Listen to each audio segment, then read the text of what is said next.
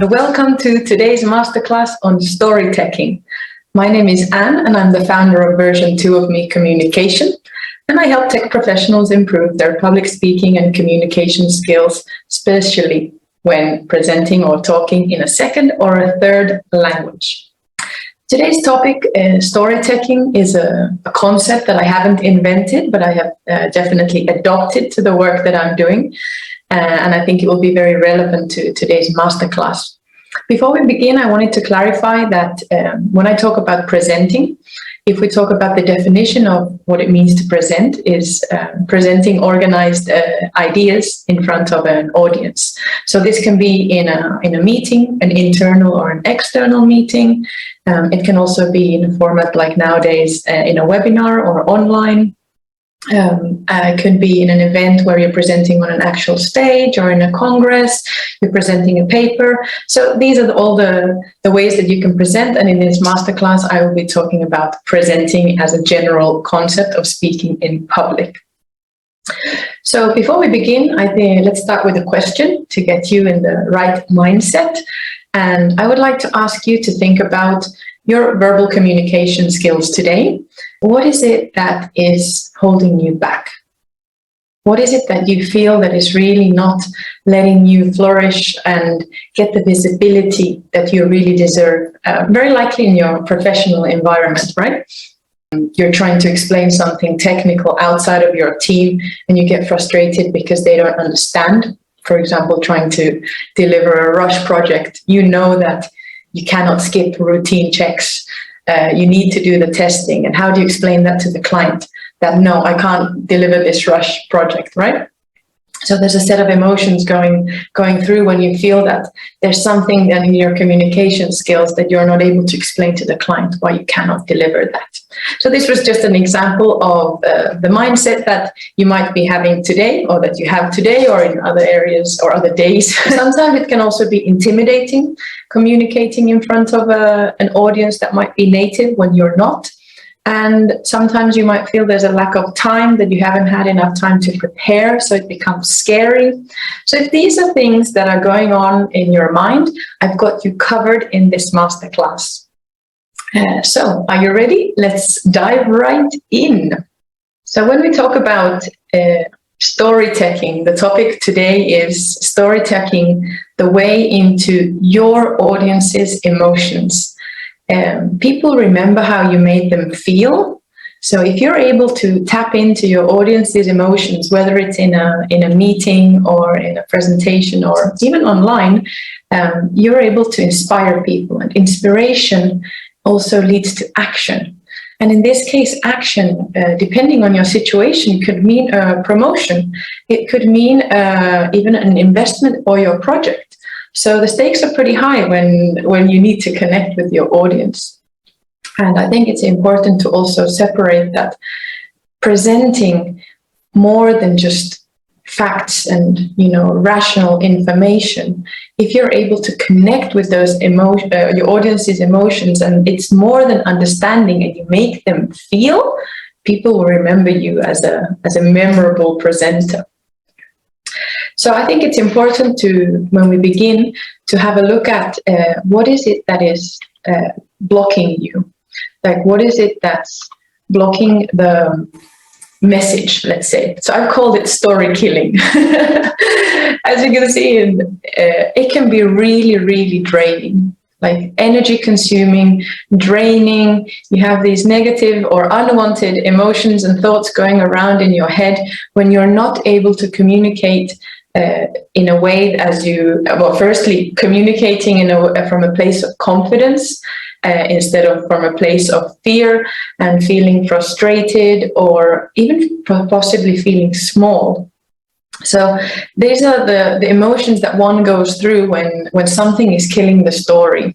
You can also divide here things that are in your control. So, for example, the way you prepare, or how well you know your audience, or if you're having any tech problems, for example, if you're presenting online or running a meeting.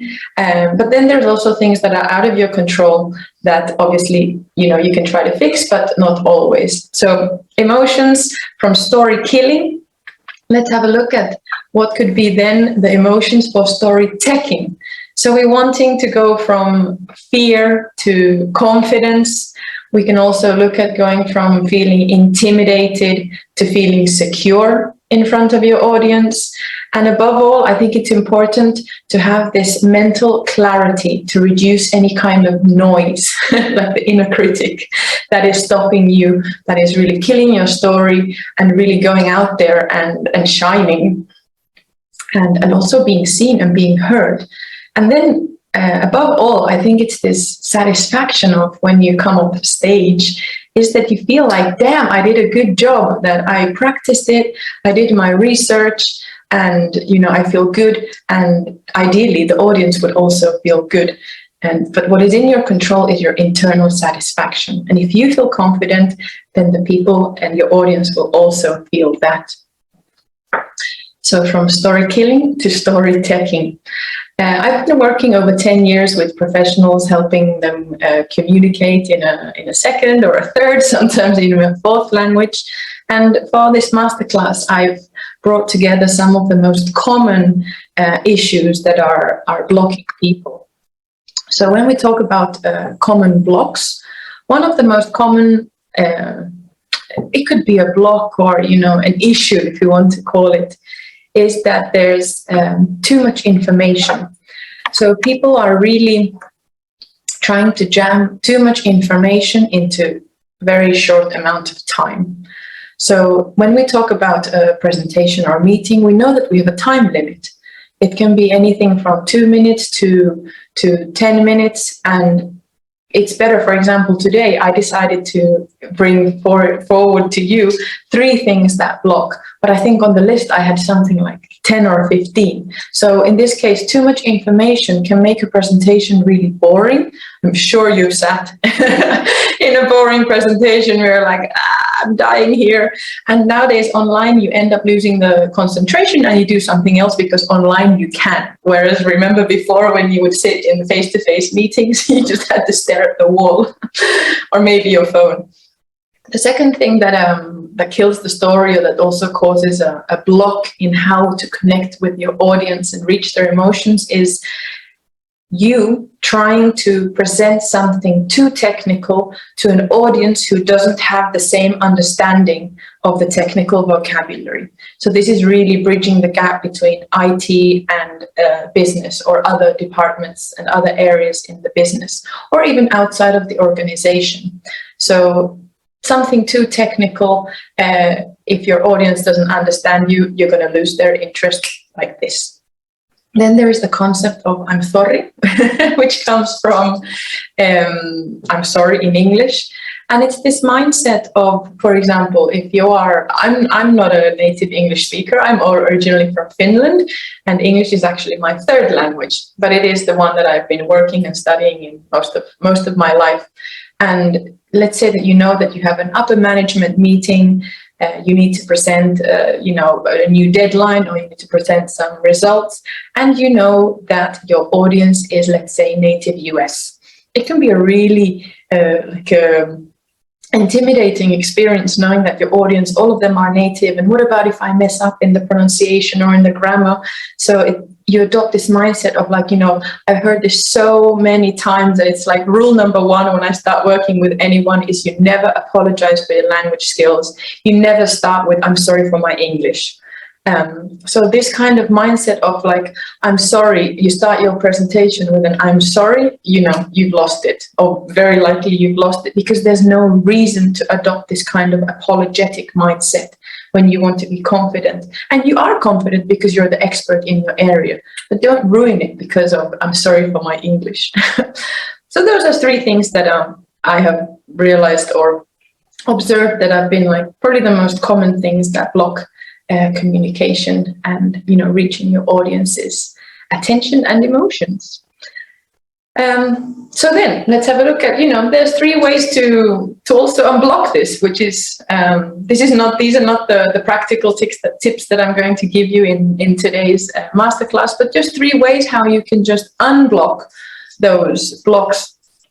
Quite simple. If we said before that, you're jamming in too much information, one way of just unblocking it is less is more.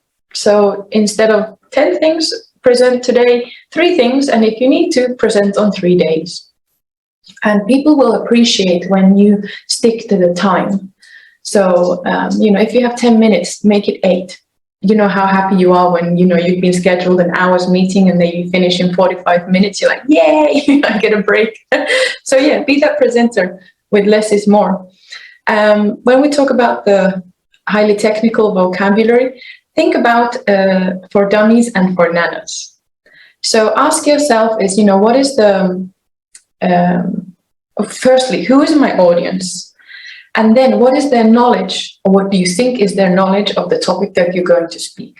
It's not the same if you're presenting to your team, or even if you're presenting to your department, that they know exactly what you're going to, talk about. Something so simple as, C++, Python. Outside of the, let's say, your department, somebody who's not familiar with any kind of, coding languages, you have no idea. So you need to explain these kind of things. So for dummies and nanas. And why do I say nanas is because I bet you someone in your family, very likely your grandmother, has asked you, so what is it that you do? Have you been able to explain to your nana what you do? So that is really, really the first step of storytelling, is being able to explain what you do to someone who doesn't work in the same industry as you, and making sure that they understand. So story-teching, what does it actually mean? I'm talking about this cool concept. And so basically story-teching, this is the definition that I've come up with. It's not the one and only, but I think this is the one that best describes how story-teching can be useful for you in your life. So if we talk about being able to explain something technical in your industry, so something technical to you, so that everyone, your audience, understands whilst building solid relationships. So being humble to the fact that someone might ask you that they don't understand, and not getting frustrated that they haven't understood. Because when you're the communicator, you are responsible for delivering your message. And there's no such thing as like, oh, they didn't understand me. The mindset is, let me rephrase. So I didn't make myself clear. So that is the mindset that I would like you to adopt from now on, if you are not already doing so. Let's take a break. I'll invite you here to the Pyrenees, the Spanish Pyrenees. This was a photo taken a couple of years ago when we were hiking there. So you can enjoy the serenity and the calm here for a moment. It's important when we consume information. I've given you a lot of information suddenly here in one go. So let's take a moment to process it. So I invite you to sit down if you're not already sitting down, and taking in a deep breath and just letting your body relax a little bit. And if it's okay for you, you can close your eyes, or you can continue looking at this beautiful view and taking in an inhale, really making it a long inhale. And with the exhale, connecting with the idea of letting go, perhaps relaxing your shoulders. And with the next inhale, really take a long inhale. And with the exhale, relax your jaw and relax your mouth. And just enjoy the silence and just breathing. And with one more inhale. And with the exhale, connect with the idea of just letting go. Now I would like to ask you to travel to a moment where you felt that something was killing your story. So perhaps it's the last time you felt frustrated or intimidated or unsatisfied with your communication, and just observe what happened. Perhaps it's something you did or something you didn't do or forgot to do or didn't know how to do. But the end result was that it was killing your story. Visualize where you are, who you're with, and notice in your body if you feel any sensations, perhaps in the head or the throat, or even maybe the chest or the stomach, and just observe how this story killing feels in your body. Continue breathing. And now ask yourself if you can think of an alternative way or a different way of doing it, or doing the presentation or communicating. So thinking of an alternative way that wouldn't kill your story, even just a little bit.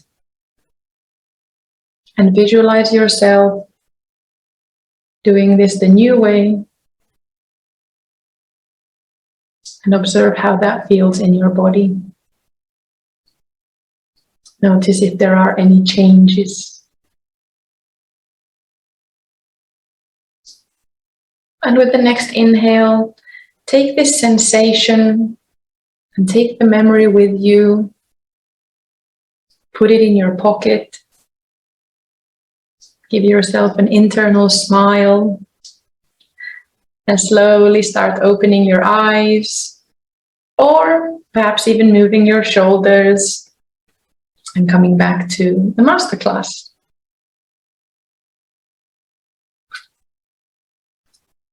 Let's continue. So we've had a look at what is killing your story, and what is it what kind of situations are blocking, how we can unblock these sensations of story killing.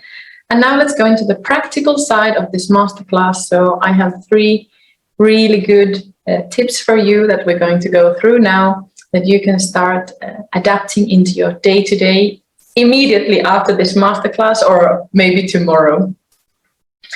Let's have a look. First one. I did mention a little bit about this previously when we said, less is more. But then there's also keeping it simple. You might know the concept of keep it short and stupid. I don't particularly like the idea of stupid, so I use keep it short and simple, so KISS.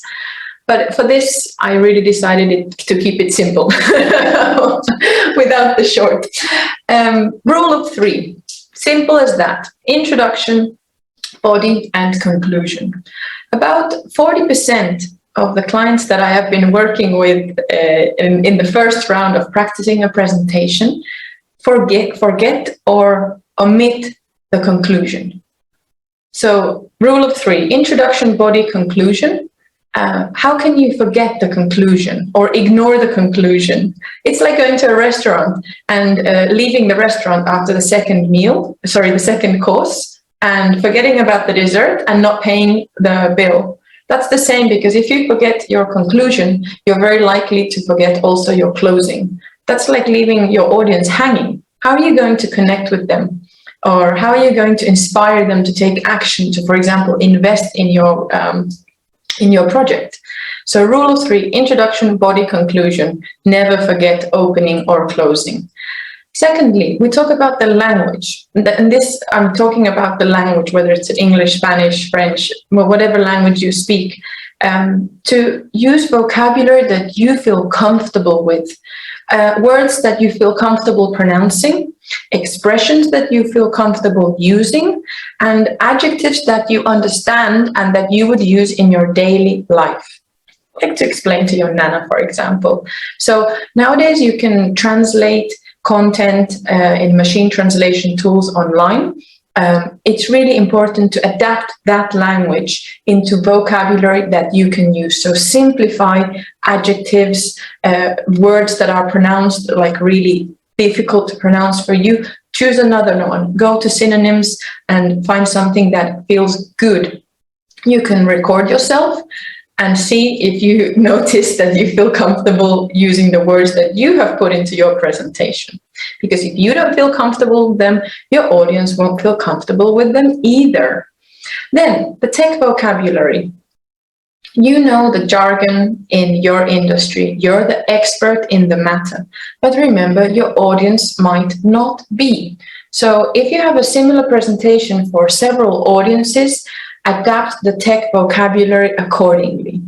Starting probably the simplest of them all, your nana.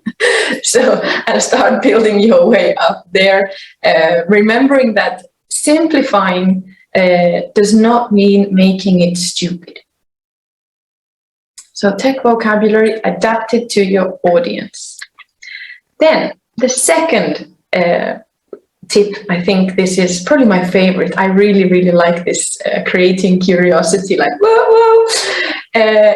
One of the things that really, you know, we're humans, and your audience is also human, don't forget that. You're human and so is your audience. It's a nice way of connecting with your audience is by creating curiosity. You know, we're going from boring to curious. So explain or briefly say why you are doing what, or why you are going to say what you are going to say, or why you have been working in this project, or why you have been doing something the way you have been doing. So really connecting with the purpose.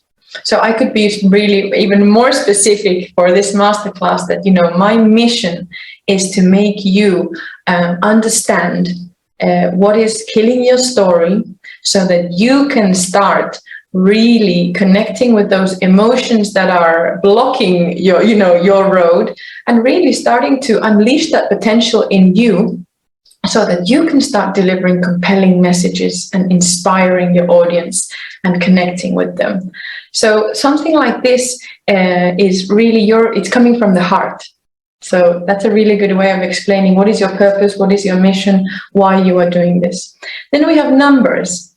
Numbers can be really boring. We know from statistics and kind of results and graphs, numbers can be really boring, but take the fun facts. So numbers and fun facts kind of go together. So to give you an example, sometimes I present myself as you know, I'm a Finnish English-speaking Spanish girl living in Switzerland. I could also say that, you know, I'm a trilingual communication trainer, and at the moment I'm studying my 7th language. So this is me using numbers and fun facts, I mean, just in the way how I present myself. And this is something you can also do, is learn how to present yourself like a mini elevator pitch. Instead of saying, you know, my name is Anne and I'm a communication trainer and I've been a trainer for 12 years, I can give it a bit of life and give you curious pieces of information using numbers. And then in terms of who, creating curiosity is you need to know who your audience is. So perhaps you can create curiosity if you know that the audience is from around the world. You can create curiosity from, for example, where you were born, or something about related to the project. If it's linked to an area or a time or a place in space, I was going to say. So creating curiosity by knowing who your audience is. So we've gone from keeping it simple, then you want to create some curiosity. Because remember, curiosity is that sensation of, hey, I want to know more. And if you want to know more, then your audience is more likely to ask you questions, and that you will be able to give them more information, and then they will feel satisfied. It will become a memorable presentation for them, and then that will inspire them to take action. And thirdly, we're looking at here how to adapt the tech vocabulary. I previously said to you that it's important to make sure that your vocabulary is adapted to the audience, and that's not always as easy as, you know, we think. It's hard because sometimes you don't know exactly who your audience is, especially in an event. Maybe if your event is being, or your speech is being recorded, you never know who's going to listen to it, but you have an idea. Let's start from the basics of, like, you know, bridging the gap between tech and business. You know that the other departments are not experts in the tech jargon or concepts. So, for example, when we talk about finding common ground, here it could be something related like, you know, if you're presenting in, let's say, English, but you know that your audience are, for example, Spanish speakers, you can always throw in maybe a joke. When I say throwing in jokes, that is my style. And I really invite you to find your style. Like what kind of presenter, what kind of speaker, what kind of communicator are you? Do you use humor in your day-to-day life? And I think one of the common myths about presenting, especially when you talk to upper management, you know, the C-suite, oh, they're scary, big bosses, the big investors, or the VIP client. I think it's really important to remember that just because they're important does not mean that they know everything about everything and that you cannot use humor. That's not true, because they are also human in the same way. Remember, you can take their titles away. And who are those people left behind those titles? Find common ground with them. So, for example, a universal comparative. Common ground and universal comparative kind of go hand in hand, because you can also play around with the senses. So what something looks like, what something feels like. I could, find common ground in the sense of, for example, if you're coding, everyone knows that you are responsible for writing clean code, in the same way as you are responsible for making sure that your audience you are presenting clearly to your audience so that your message is adapted. But for example, universal comparatives is in this way where I can say that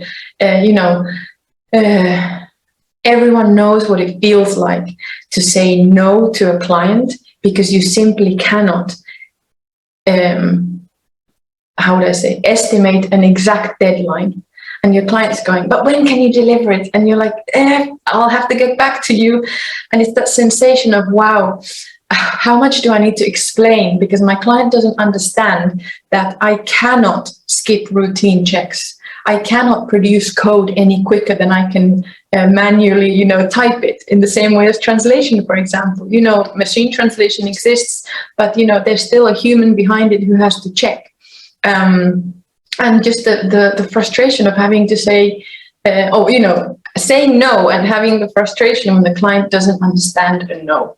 So these are kind of universal comparatives. Or something completely different is, that feeling when it's the first day of summer and you're at the beach or at the river or at the lake and you put your toes into the water and you're like, ah!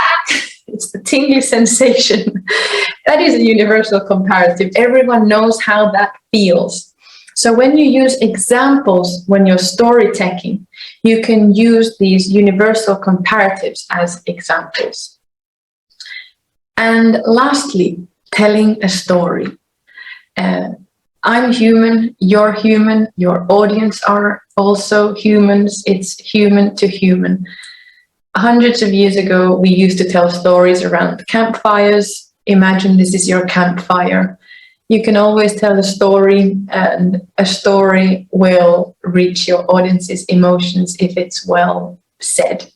It doesn't mean that you have to become like an expert storyteller, but you can use elements of storytelling. And in this case, actually story-teching when you are dealing with a highly technical presentation. So in this case, adapting tech vocabulary is really all about knowing your audience, but simplifying that vocabulary. So story-teching in a nutshell. You will notice the expression "in a nutshell" is one of my favorite expressions to use when you're starting to conclude. So now we're entering into the concluding part of this masterclass. So the 3 tips that I gave you is really: prepare your presentation to keep it simple. Bring your presentation to life by creating curiosity. And finding common ground with your audience by adapting the tech vocabulary. So that is in a nutshell what story-teching could look like for you. And I think that with these 3 tips, you can go away tomorrow and start preparing your new presentation using story-teching. So to close off this masterclass, the new beginning of your journey, here are 3 questions that I would like you to start answering today, but I would like you to continue working on them after this masterclass finishes. So the first question is to ask you is, how satisfied are you with your communication skills today? On a scale from 1 to 10, 1 being the least satisfied and 10 being the most satisfied. You might want to even write this down. Secondly, in the visualization that we did, like in the halfway of the masterclass, what came to your mind in the last, or like the previous experience? Like, what is it that is killing your story? What kind of emotions are you going through? Is it frustration? Is it intimidation, or that you feel intimidated, or that are you scared of speaking in public? So what is it that is killing your story? And lastly, this is kind of even like how would I say, like an action plan. So what can I do today to be a step closer to story-teching? So have a look at the 3 tips and see from the tips that I gave, like which one would be like the easiest for me to adapt to my communication style starting now. Remembering that communication is a long-term process. It's a little bit like the mechanic versus the gardener. You take your car to the mechanic, they can fix your car in an hour or 2, and you drive off and your car is working. Communication is more like being a gardener. So imagine like today you are planting the seed of the fruit or the plant that you will see grow next season or in the next month. Communication is a long-term process. And for me, I would say it's a forever evolution. I mean, language, I don't talk about perfection. So I'd like to talk about evolution and finding your own style. So, what's next? Thank you firstly for watching this masterclass and participating. If you have any questions or comments, send them to my email here. And if you feel that you would like to have more and that you would like to continue planting your seeds, or you have even a specific doubt about something for your next presentation, you book your free presentation insights session. Get expert feedback on your recorded presentation with a 30-minute live Q&A. Visit our website today. So that is all from my side today. I thank you from the bottom of my heart for joining me and having decided to join today, and see you next time.